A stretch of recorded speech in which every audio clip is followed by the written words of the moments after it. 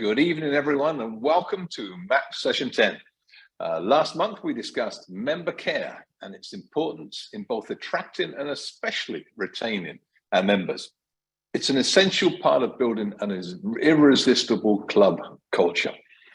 As members, we all know how important it is to continually grow our organization and the greater impact we can have on our communities we serve when we do.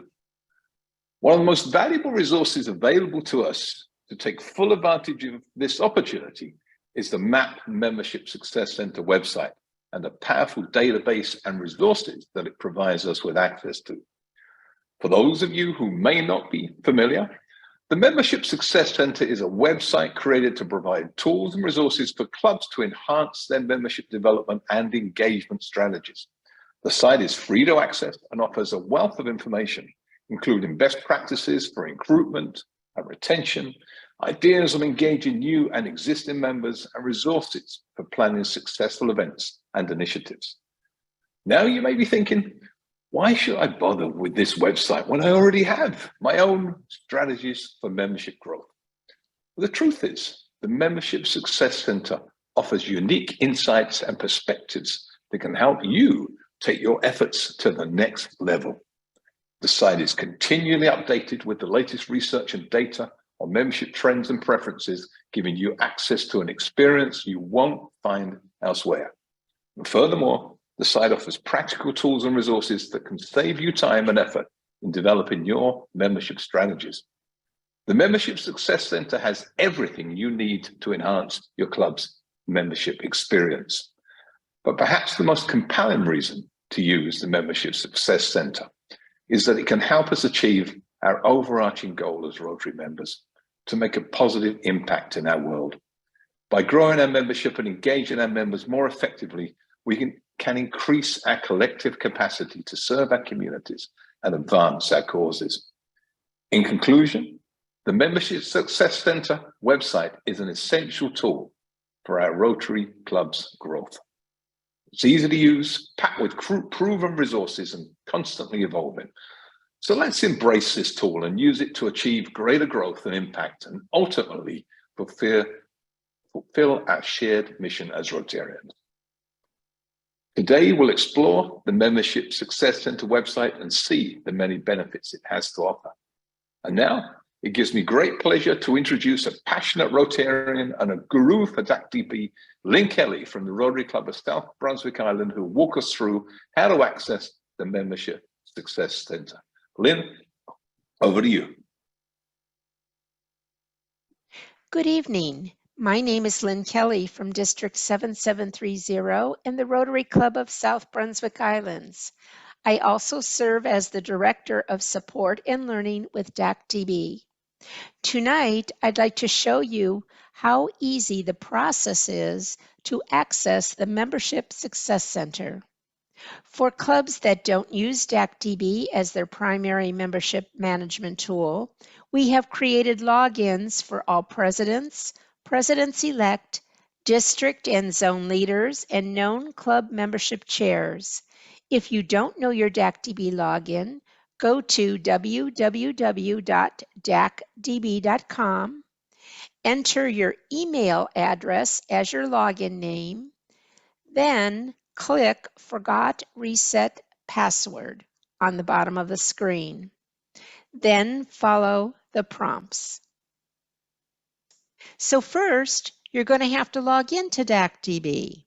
Once you're in DAC/DB, you will then want to click on the District tab and find the Membership Success Center icon on the screen. So District tab and look for the Membership Success icon. If you don't see it, you are going to have to add it. So we've made that easy for you. Go up to the configuration wheel. It looks like a gear. Click it. It will open up the configuration setup page. Scroll down to the available icons and find the map system icon and drag it up to the icons displayed. Then, very important, click Set My Configuration. Now that we have the icon, let's click on it to open the next window, which is the landing page just before actually getting into the Membership Success Center. Please note, DACDB is not offering direct support for the Membership Success Center. We're going to call it MSC for short. If you need support with anything on the MSC, note the email mapssupport@rizones33-34.org. That will put you in contact with the right team to assist you with all things MAP and MSC related. So at this point, we're going to continue by clicking on the blue Continue to Map button. This is going to open up a new window. It will have a login successful at the top, so please wait till that loads. Now that we're in the Membership Success Center, I'm going to scroll down to the very bottom of the page to point out the Video Guided Tours section. So click the blue button and it will take you to the Video Guided Tours library. Two videos that I would suggest you view as soon as possible are the intro video and the goal setting getting started tour. Now, let's take a moment to see the access level you have in the MSC. Depending on what your access is in DACDB, club leaders will see their club name. Districts leaders will be able to see district, and upon landing in the MSC, they will also be able to see information for their club. However, as a district leader, they will have access to switch to different clubs and view them. The zone leaders will work just as the district leaders, initially showing their home club information, but they will be able to switch districts and also switch to clubs within inside those districts. This is all known to the MSC based on what your access levels are in DACDB. And this is the reason we're using DACDB as the system that initially gets you into the MSC Center. Thank you for letting me spend a few minutes with you and show you around in DACDB on how to get into the Membership Success Center. Now, I'd like to introduce you to Terry Weaver, past District Governor of District 7750, Western South Carolina, and the current Rotary Coordinator for Zone 33. Terry will show you how to set a membership goal within the Membership Center. Take it away, Terry.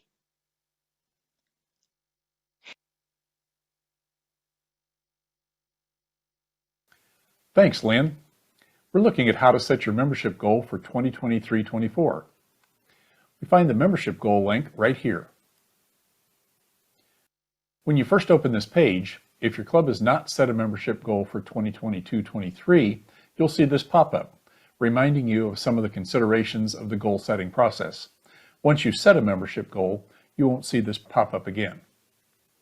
The first thing you notice are the key metrics relative to your club's membership history. These are important because your club is likely to continue performing about that same way in the future unless something changes. These little circles with a question mark are rollover pop-ups that explain each of these parameters. Mouse over each one of those, and of course you can come back if you're not completely clear on any of them. Scrolling down further, you see a section where we can set membership goals, and a little bit further than that, you have a graphical look at your club's recent membership history over the past 5 years. Now over here on the left, we see a View Recommended Strategies button, and just above that, you see we've diagnosed the problems to solve for your particular club based on your own data. Here are some recommended strategies for your consideration, and you'll notice some links to other resources to help you in executing those strategies. We're interested in setting a membership goal for 2023-24. So let's change the year to 23-24. Since this is the first time you're setting goals for this particular year, you'll of course see the goal setting considerations pop up. And up at the top of the page, you'll see the Create Membership Goal button. And then we'll see a short tutorial on exactly how the goal setting process works. The starting membership is at the top of the page, and then we see the current membership also displayed right here. But the question is, what do you expect membership to be on the 1st of July when you take office? That's your estimate of starting membership, and you enter that right here. In this particular case, this club has a current membership of 42. There's every probability that they'll be able to hold that through the end of the year. So we'll just enter 42 as our estimate of the start point for next year. Right below that, you can set your goal by either entering a hard number, such as 42, 44, 45, or you can set a percentage growth, such as, say, 5%. We do the math, calculating the number of members it will take for 5% growth, and the number of members you will likely need to replace because you've lost that number of members on average for each of the 3 years. Now, you'll want to be working hard at reducing that rate of attrition, but it won't happen overnight. So it's reasonable to assume that you may need to replace about that many members again this next year. The total of the two are the total number of new members needed. That's the number of new members your 2023-24 membership committee should be planning to attract. Now, what we've accomplished is setting a goal for the upcoming year of 45 members. When we click the Save Edits button, we're all finished. That's all there is to it. So now let's hear from Mary Ligon on using the Club Member Satisfaction Surveys feature. Mary is immediate past governor of District 6900, the western part of Georgia. She's an assistant Rotary coordinator for Zone 34, and her club took advantage of the survey tool in the Membership Success Center in this past month. So she can give you her perspective on how to use surveys to get the biggest impact for your club. Thanks, Terry. We have another available tool in the Membership Success Center that gives us the ability to survey our club members. So let's start with why. Why do we even want to bother with this? It's another thing we've got to do, but it is going to be valuable. And the reason is we can learn in order to better survey or better serve our members. Because it's anonymous, we might get the real answers, not just the polite answers. Have you ever held back because it seemed everyone else already thought one way and you didn't want to rock the boat, so you're polite just to go along with the group? Well, that doesn't get at the heart of things, what members really feel. We need to know what is working, what could benefit from a little tweaking, and what do our members like or dislike about our club? So let's give them the safe opportunity to tell us. I'll give you an example. Our incoming president was thinking about an international project that we could do. Once we had learned what we had learned from our survey results is that our club members want to focus on local community projects and not international projects. Knowing this has saved the president-elect and the incoming projects chair a lot of time in planning for the coming year.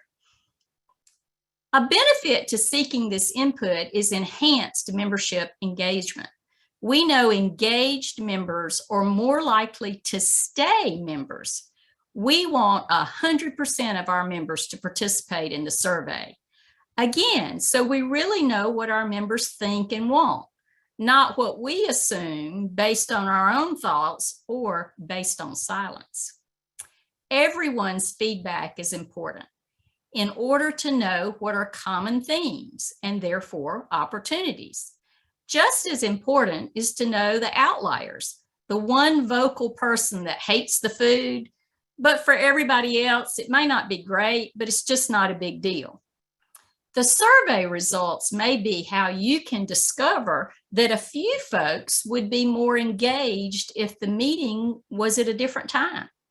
Another example in our survey, a couple of folks indicated they'd like a morning meeting.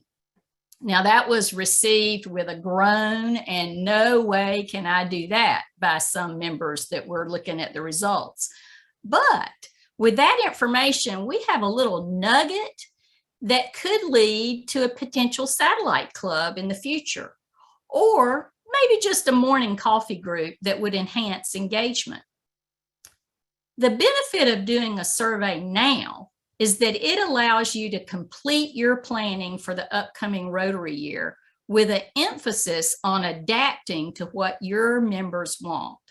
And when we exceed expectations, we become simply irresistible.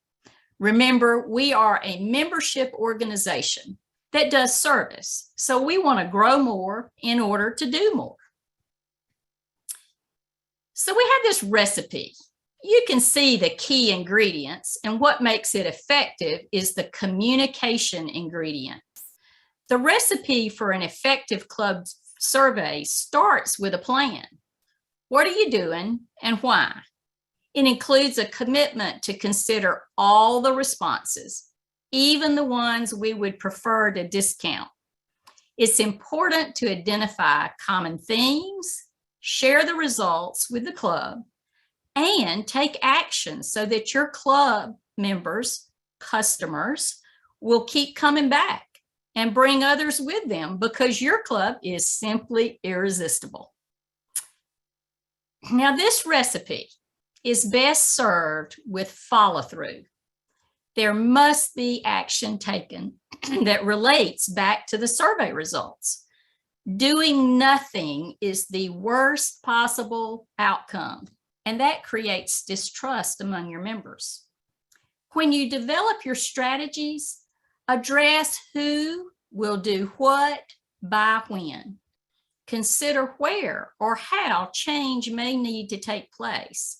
And most important is to communicate the why right back to those survey results. When prepared and executed well, the recipe can be repeated so that the club sees if changes made were successful, or how to continuously adapt to meet members' changing needs and expectations. So let's have a look at how you use the club member survey tool, how you create it, and it's so simple. Let's check this out. Once again, we are in the MAP Membership Success Center. We find the survey link right here. When the page opens, you'll notice that the survey tool is really simple.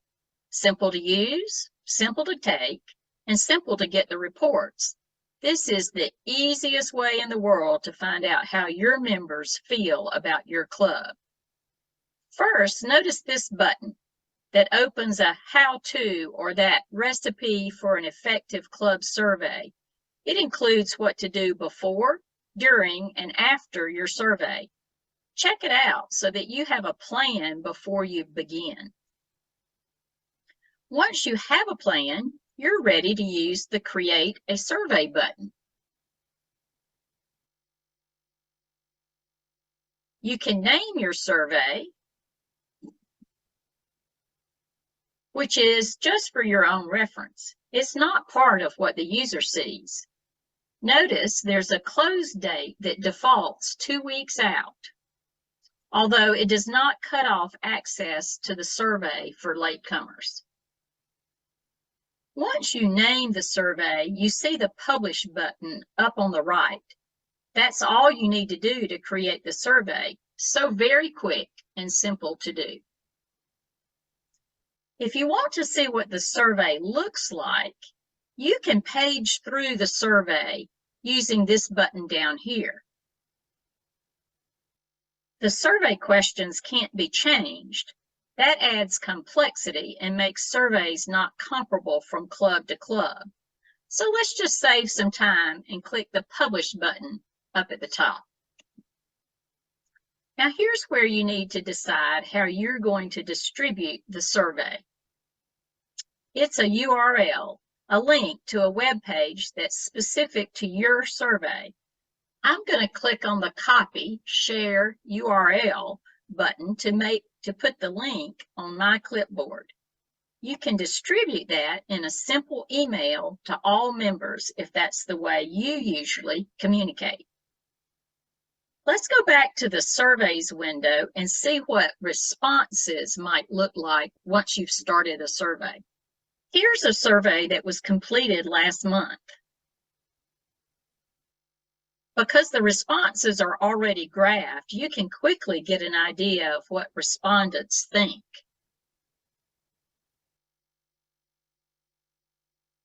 The questions asked members how satisfied they are, why they joined, and why they stay, and then to rate several aspects of their club experience.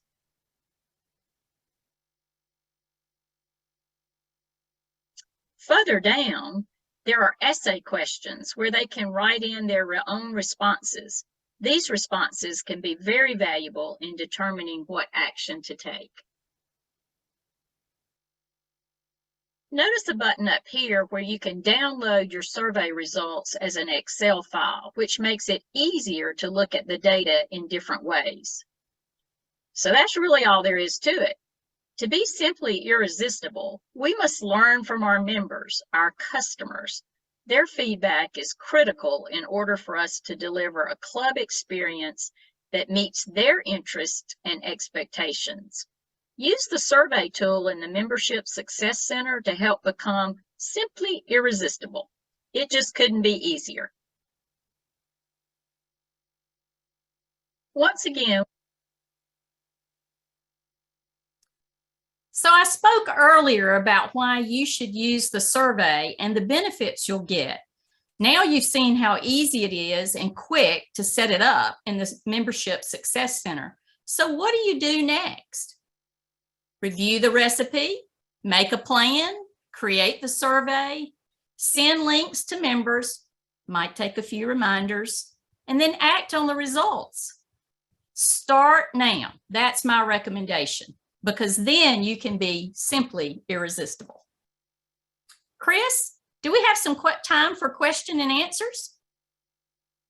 Thanks, Mary. I really appreciate your presentation this evening. And my name is Chris Jones. I'm the co-chair of the Zone 33 Innovative Advocate Team. And I'd like to recap some of the things that we've just gone over here this evening. So Lynn showed us how easy it is to connect to the Membership Success Center via DACDB. And then Terry walked us through entering membership goals for our clubs. And Mary just walked us through how to create and utilize the member survey tool.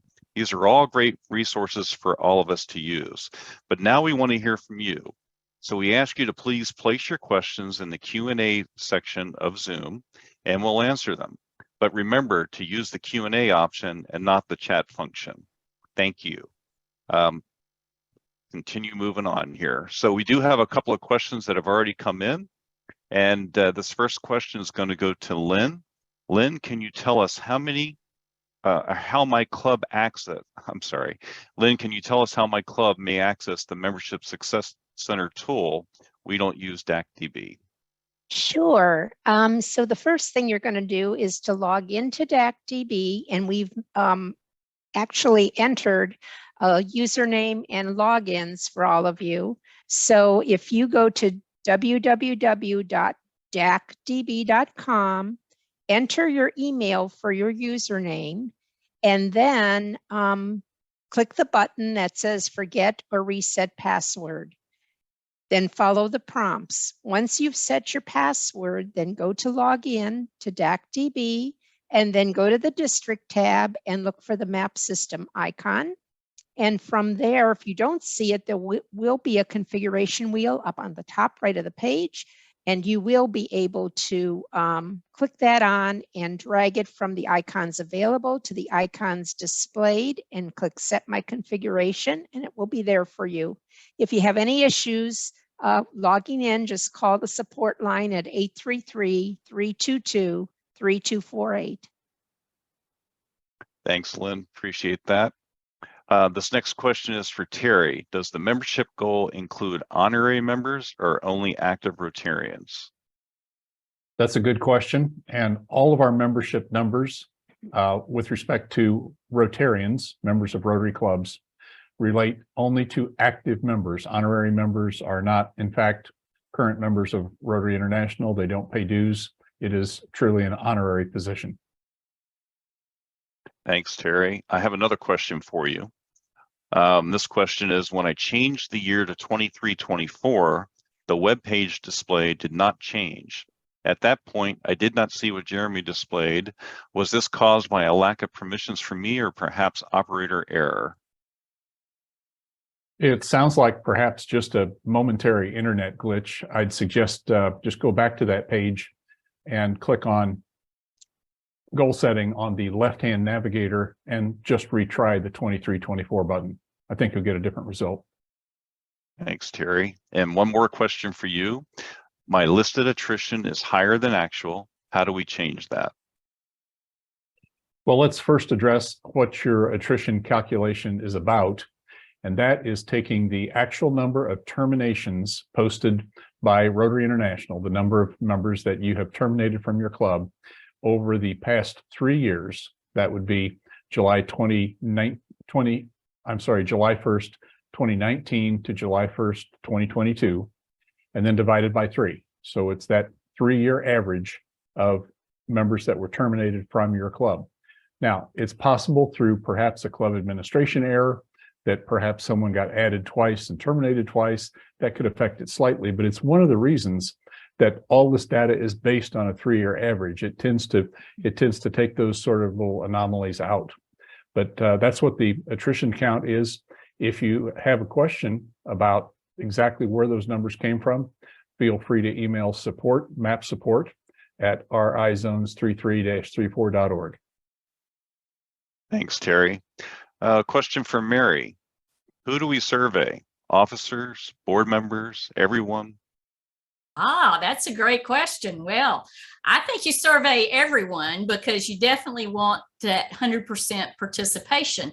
But it brings up a good point. If you had a subset that you wanted specific information from that subset, like a satellite club, you could survey them separately and you would just create a second survey.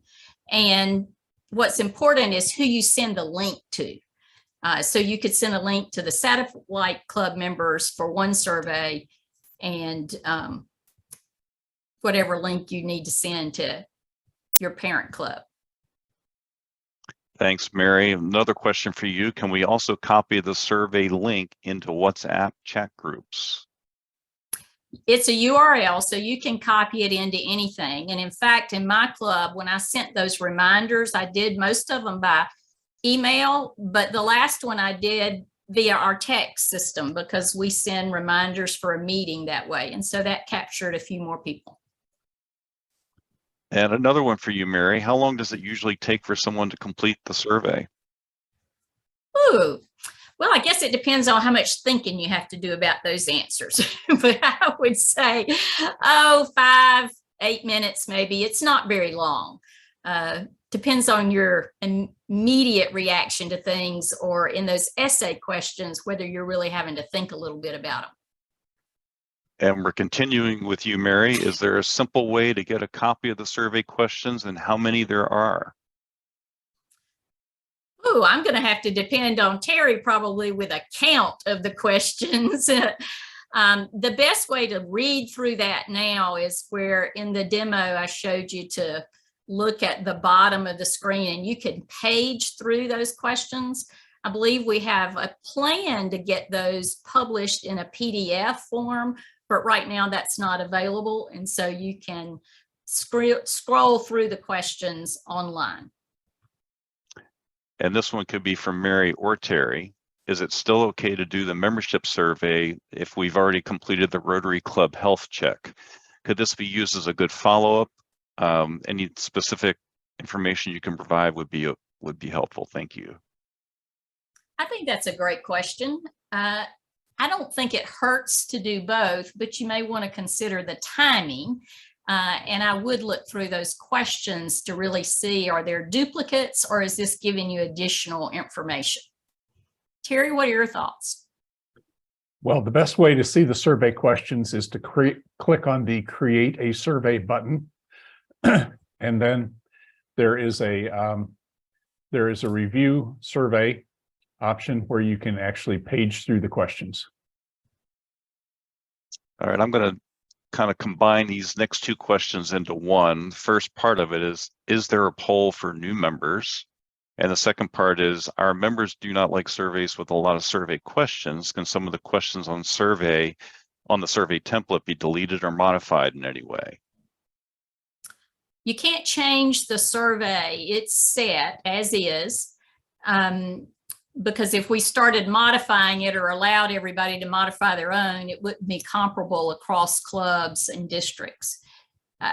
So I think it's best to leave that as is. Now, you can do some other surveying or polls for your members if you've got some specific questions. But you do need to be careful about how many times you're asking them to complete something. Thank you, Mary. Do you have a generic example of a survey outcome that you share with your club? Generic example. Well, I gave a couple of examples about what was revealed in our survey around doing community projects versus international projects was one thing.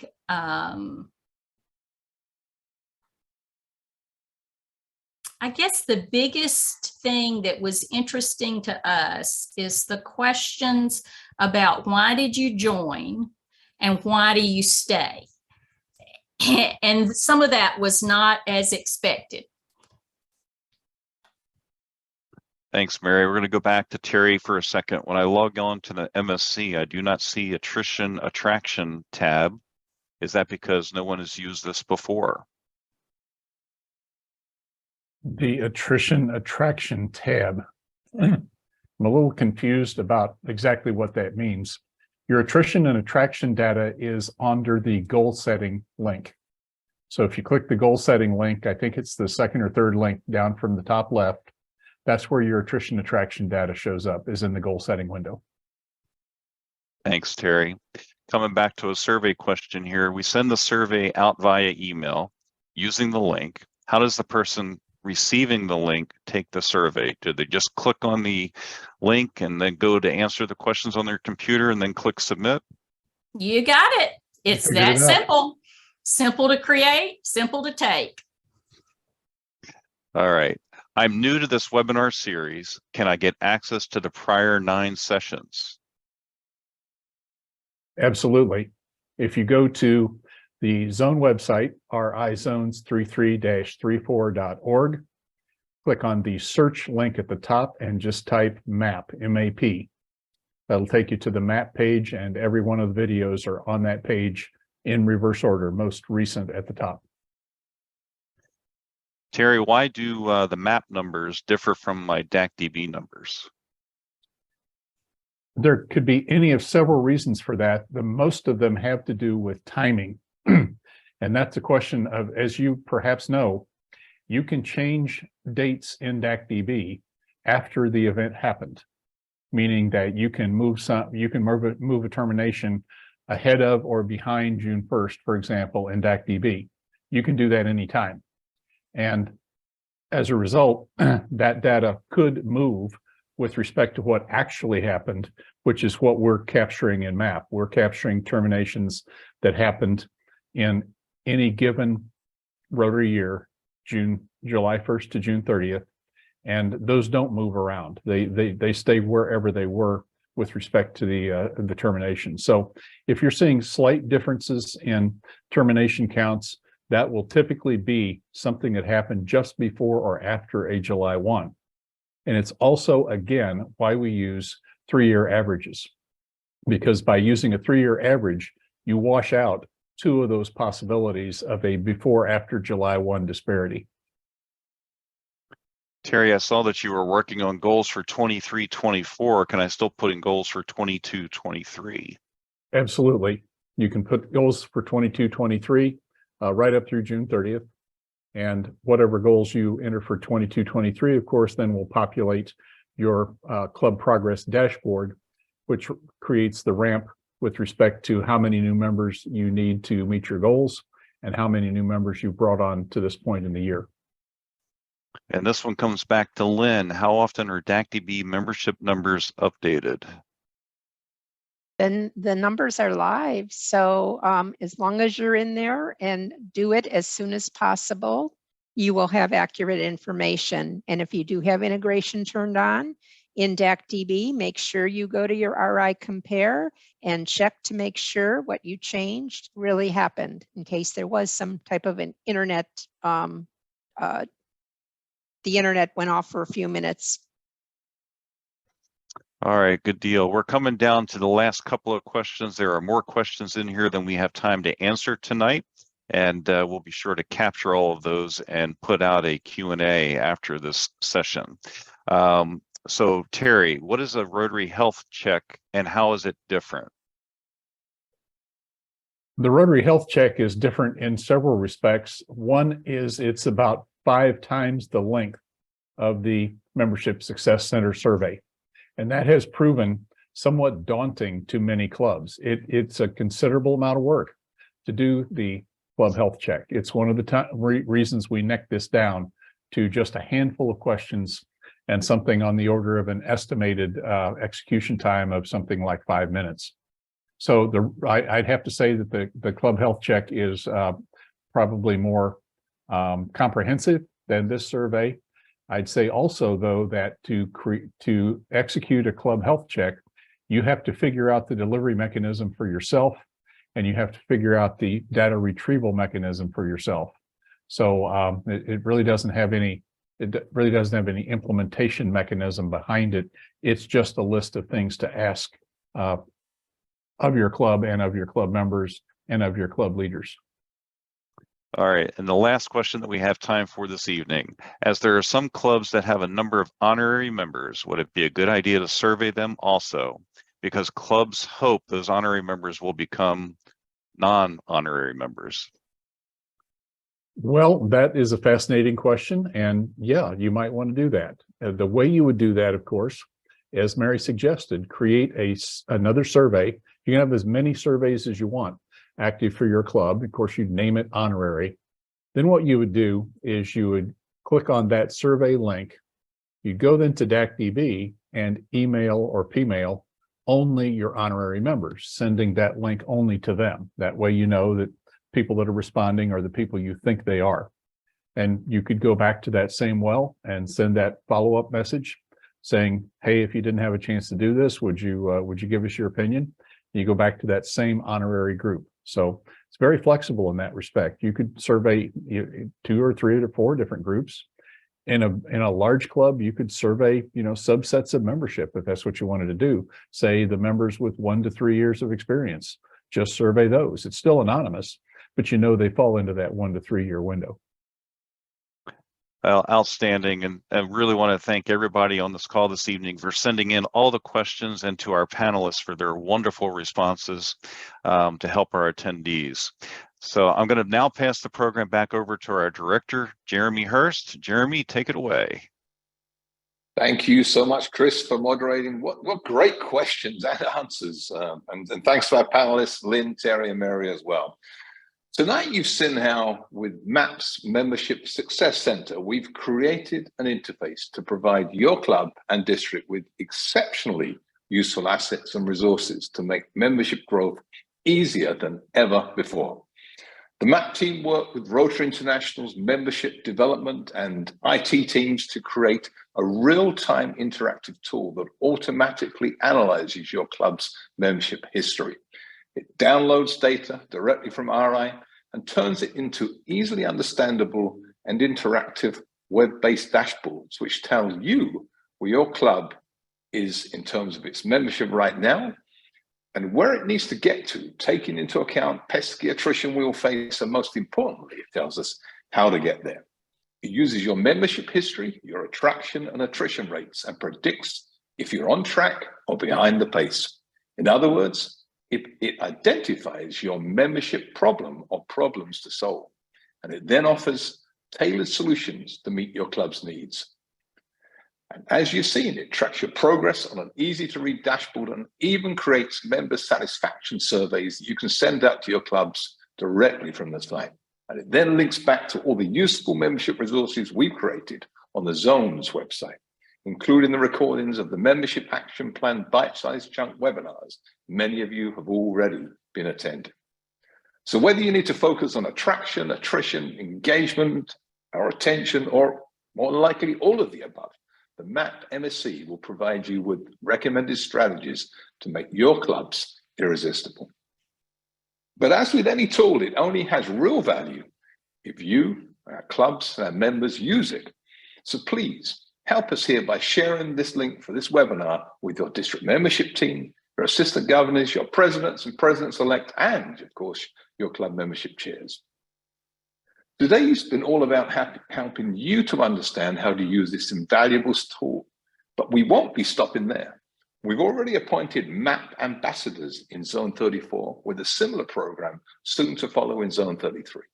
These ambassadors plan to visit your clubs either virtually or in person and help explain why membership growth is important and how you can use the MAP Membership Success Center to become simply irresistible. They'll also be there as a resource for you going forward. And many of you will recall that we also have a MAP Awards program to recognize and reward those clubs and districts who are engaging and participating in the membership action plan. And this slide provides you with an update of the participation rate of your clubs based on their attendance at our MAP webinars. It's updated through last month's webinar so you can see where your district stands against all the other districts. And we encourage you to promote our MAP webinars with your club leaders on a consistent basis. As you've seen again tonight, they bring real value and resources that clubs can easily access and put to use. And there's no better way to ensure membership growth remains front and center to your club's culture. Please remember that attendance on these webinars is just one component of the award to achieve the actual award. And the district must show growth for the current Rotary year. So let's finish this year Rotary strong and make sure your club gets the award it deserves. Now, more information on a few up and coming webinars. The next Zone 34 boot camp will focus on the Rotary Foundation, and the session will be held on Thursday, May the 11th at 6 p.m. Eastern.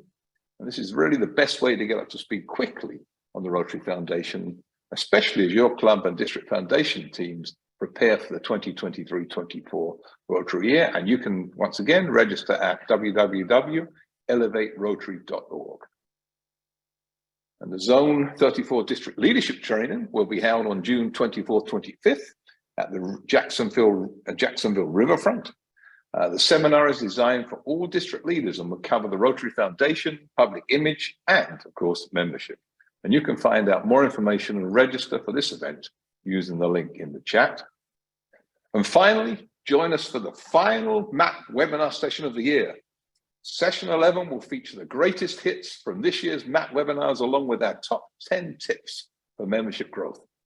Whether you're new to MAP or you've attended every session, this greatest hits from season 1 will highlight a few of the tools to help you grow your club's membership. You can sign up using the link in the chat. And recognizing how busy we'll be in June, we'll be pre-recorded this so you can watch it either at the normal time slot or afterwards at your leisure. So have a wonderful evening, tremendous week, and an absolutely amazing rest of the Rotary year. We look forward to seeing you at the final MAP session. Take care and good night.